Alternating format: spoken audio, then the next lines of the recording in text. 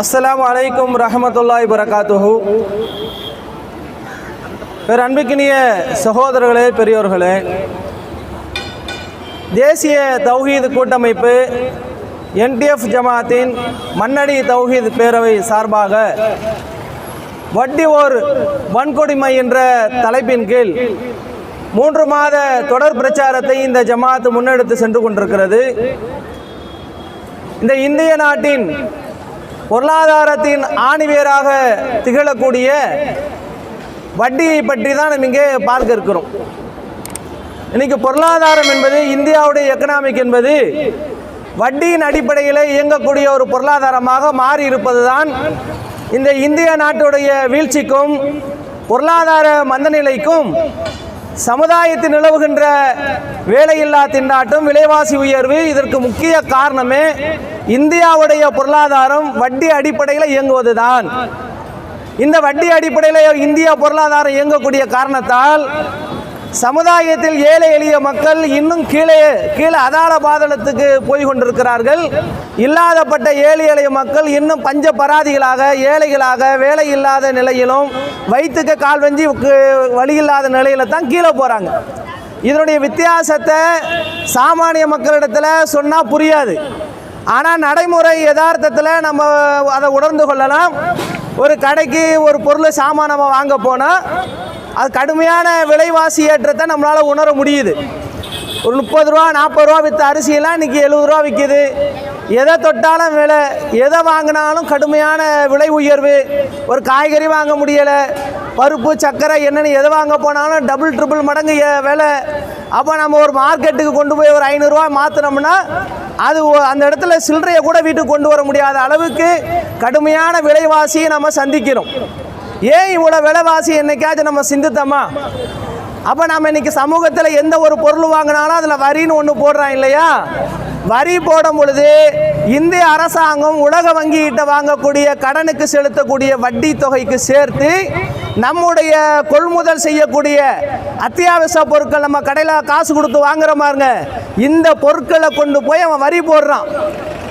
எதுக்கெல்லாம் வரி போடுறான்? நம்ம சாப்பிட்ற சோத்துக்கு, அரிசிக்கு வரி போடுறான், எண்ணெய்க்கு வரி போடுறான், பருப்புக்கு வரி போடுறான், தீப்பெட்டிக்கு வரி போடுறான். எதை நீங்கள் 4 நாள் 8 நாள் இருந்து ஆரம்பித்து எதை நீங்கள் அடிப்படையான அத்தியாவசிய பால், முட்டை, சர்க்கரை, எண்ணெய், அரிசி, நீ எதை வாங்கினாலும் சரி, எல்லாத்துக்குமே அரசாங்கத்துக்கு நீ வரி கட்டிட்டு தான் ஒரு பொருளை வாங்க முடியும். எதுக்காண்டி இந்த வரி, இவ்வளோ அதிகமான வரியை போடுறான்? ஒரு சாதாரண ஒரு கடையில் போய் நீங்கள் ஒரு காராச்சவு முறுக்கு வாங்கினா கூட 18% வரி போடுறான்.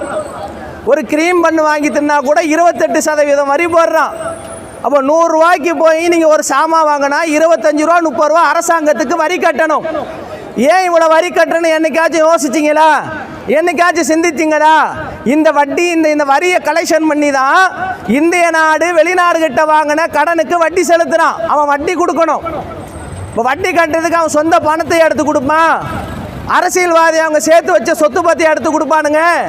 நம்மளை மாதிரி ஏழை எளிய மக்கள், அப்பாவி மக்கள், கூலி தொழிலாளி, மூட்டை தூக்குறவன், ரோடு பெருக்கிறவன், சுண்ணாம்பு அடிக்கிறவன், கால்வாயில் இறங்கி சுத்தப்படுத்துகிறவன், இப்படி நம்மளை மாதிரி பாட்டாளி மக்கள், தொழிலாளி மக்கள் சம்பாதிக்கக்கூடிய வருமானத்தில் நாம் குடும்பம் நடத்துவதற்கு, நம்முடைய குடும்பத்திற்கு தேவையான அத்தியாவசிய பொருட்களை வாங்குவதற்காக நாம் செலவிடக்கூடிய அந்த செலவினத்தில் இருந்து அரசாங்கம் வரி என்ற பெயரில் பகல் கொள்ள அடிக்கிறான்.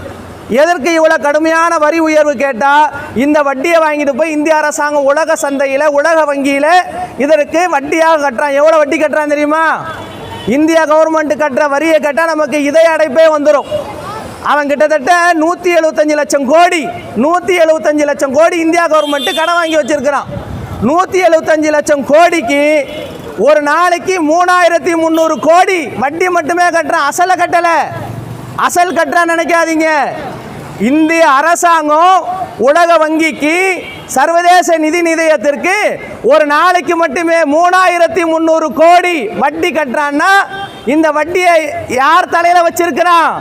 பொதுமக்களாகிய, குடிமக்களாகிய நம்ம தலையில கொண்டு வச்சிருக்கிறான் வரி என்ற பேர்ல. நான் வட்டி கட்டணும்டா, காசு கொடுனா கொடுப்பீங்களா?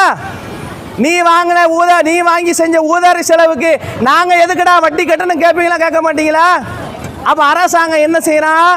வரி, சேவை வரி, தொழில் வரி, உற்பத்தி வரி என்று ஏகப்பட்ட வரி என்ற பெயரால இன்னைக்கு வெள்ளக்காரன அவன் அடிச்ச கொள்ள கொஞ்சம் தான். இந்த அயோக்கியர்கள் இந்த நாட்டை நிர்மூலமாக்கி அடுத்த சோமாலியாவாக உருவாக்குறதுக்கு உண்டான வேலையை பார்த்துட்டான். அப்போ இவ்வளவு ஒரு நாளைக்கு 3300 கோடின்றது சாதாரண விஷயமாங்க? நம்ம தமிழ்நாடு எடுத்துக்கொள்ளுங்க, வருஷத்துக்கு 63,000 கோடி வட்டி மட்டுமே கட்டுறான். ஒரு நாளைக்கு 175 கோடி கட்டுறான்.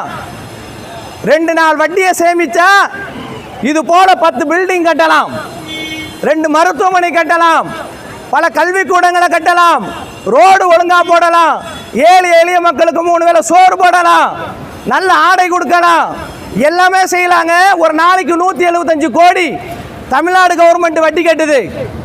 இந்திய அரசாங்கம் 3300 கோடி ஒரு நாளைக்கு வட்டி மட்டுமே கட்டுறான். இதெல்லாம் யாருடைய பணம்? இதெல்லாம் யாருடைய? நம்ம கஷ்டப்பட்ட பணங்க. காலையிலிருந்து நைட்டு வரைக்கும் நம்ம வண்டி இழுத்து மூட்டை தூக்கி ரோடு பெருக்கி கூலி வேலை பார்த்து வெயிலுன்னு பார்க்காம மழைன்னு பார்க்காம நம்ம ரத்தத்தை வேர்வையா சிந்தி சம்பாதிச்ச பணத்தை நான் ஒரு தீப்பெட்டி வாங்க போறேன், நான் என் வீட்டுக்கு உழவைக்கு அரிசி வாங்க போறேன், என் வீட்டுக்கு ஸ்டவ்வில் ஊற்ற கிருஷ்ணாயில் வாங்க போறேன், அதுக்கு அவன் என்னென்ன போடுறான்? அந்த உற்பத்திக்கு உண்டான பொருளையும் போடுறான், லாபம் வைக்கிறான், வரி வைக்கிறான், இவன் கட்டுற ஊதாரி செலவுக்கு வட்டியை வைக்கிறான். சரி, உலக நாடுல இவ்வளோ கடன் வாங்கி இந்த நாட்டு மக்களுக்கு ஏதாச்சும் மருத்துவ வசதி இருக்கா? அந்த நாட்டில் நல்ல கல்வி இருக்கிறதா? இந்த சீனாவை எடுத்துக்கொள்ளுங்க. இன்னைக்கு நம்மளை போல தான் 142 கோடி ஜனத்தொகை உடைய சீனாவில் இன்னைக்கு ஒரு தனிநபருடைய வருமானம் $15,000. நம்ம இந்தியாவில் $2,600 தான். அப்போ கணக்கு பண்ணி பார்த்தா 150-60% மக்கள் மாசத்துக்கு 4,000 ரூபா 4,500 சம்பாதிக்கிற இழிநிலை கொண்ட இந்தியா நாடாக, வறுமையில் வாடக்கூடிய பசி பட்டினியில் செத்து மடியக்கூடிய நாடுகளில் பட்டியலில் இந்தியா இன்னைக்கு இடம் பிடித்திருக்கு. இந்தியாவில் வறுமையை ஒழிக்க முடியல, விலைவாசியை குறைக்க முடியல, வேலையில்லா திண்டாட்டத்தை ஒழிக்க முடியல, மக்களுக்கு நல்ல கல்வி இல்லை, சுகாதாரம் இல்லை, மருத்துவம் இல்லை, நல்ல சாலை வசதி இல்லை, எதுவுமே இல்லைங்க. ஏன் இல்லை? இந்த அயோக்கிய பையன் ஊதாரி செலவு பட்டேலுக்கு 3,000 கோடியில் செலவு வைக்கிறான். பட்டேலுக்கு 3,000 கோடி செலவு வச்சா இந்த நாட்டுடைய வறுமை தீர்ந்துருமா? ஏழை எளிய மக்களுக்கு கல்வி கிடைக்குமா? பல முதியவர்கள், இளைஞர்கள், குழந்தைகள் மருத்துவமனையில் உயிருக்கு போராடுறாங்களே, அவங்களுக்கு உயிர் கிடைக்குமா? அப்ப இந்த சமுதாயத்தை, இந்தியாவை செல்லரித்து கொஞ்சம் கொஞ்சமாக அழித்து கொண்டிருக்கக்கூடிய இந்த வட்டியை ஒழிப்பதற்காகத்தான் வட்டி இல்லாத பொருளாதாரமாக இந்தியா மாற வேண்டும். உலக வங்கியில் கடன் வாங்கி இந்தியாவை அடுத்த சோமாலியாவை ஆக்கிறாதீங்கடா, அடுத்த அர்ஜென்டினா நாடா ஆகிக்கிறாத. அர்ஜென்டினா நாடு என்ன நிலைமைக்கு தள்ளப்பட்டது? வட்டி கட்டி வட்டி கட்ட முடியாம நாட்டை விட்டு அந்த நாட்டுடைய அதிபர் இரவோட தப்பிச்சு ஓடுனான். அந்த மாதிரி நம்மளை இன்னைக்கு 125% பட்ஜெட்டில் வட்டி மட்டுமே கட்டுறாங்க. ஒரு வாயில 25 பைசா வட்டி கட்டுறான் இந்திய கவர்மெண்ட். இன்னைக்கு பட்ஜெட்டில் 25%, நாளைக்கு 30 மாறும், 50 மாறும், 70 மாறும், 100 மாறும் பொழுது நாட்டை விட்டுட்டு இந்த அரசியல்வாதிகள் ஓடிவிடுவார்கள். நாம தான் அந்நிய நாடுகளுக்கு பழையபடி காலனி நாடுகளாக, அடிமைகளாக இந்த நாட்டில் நாம தான் இன்னும் கஷ்டப்படணும். அப்ப இந்த தீமையை ஒழிப்பது பொதுமக்களாகிய கடமை நமக்கு இருக்கா இல்லையா? இந்த வட்டியை ஒழிக்கணுமா வேண்டாமா? அப்ப வட்டி தொடர்பாக வரக்கூடிய எந்த சலுகை எங்களுக்கு தேவையில்லை. அரசாங்கம் இருந்து வட்டி வாங்காத அரசாங்கம் நடத்து, எங்களை கடன்காரன் ஆக்காத, எங்க கிட்ட வரி என்ற பேர்ல பிடுங்கி வட்டி கட்டாத என்றெல்லாம் அரசாங்கத்திடம் நாம கோரிக்கை மட்டுமல்ல, இங்கே புரட்சியே நடக்கணும். இந்த இந்தியாவில் இந்த ஊழல் அரசியல்வாதிகளுக்கு எதிராக, வட்டி அடிப்படையில் நடக்கக்கூடிய இந்த பொருளாதாரத்துக்கு எதிராக கடும் புரட்சி இந்த மக்கள் கையில் எடுத்தால்தான் இந்த ஊதாரி செலவு செய்து கொண்டு நாட்டு மக்களை உலக நாடுகளை அடிமையாக்கி ஆதாயம் தேடக்கூடிய அரசியல்வாதிகளுக்கு இந்த நாட்டின் குடிமக்களாகிய நாம பாடம் கற்பிக்கணும். வட்டியில் அடிப்படையிலான எந்த பொருளாதாரத்தையும் தேடுவது குற்றம்.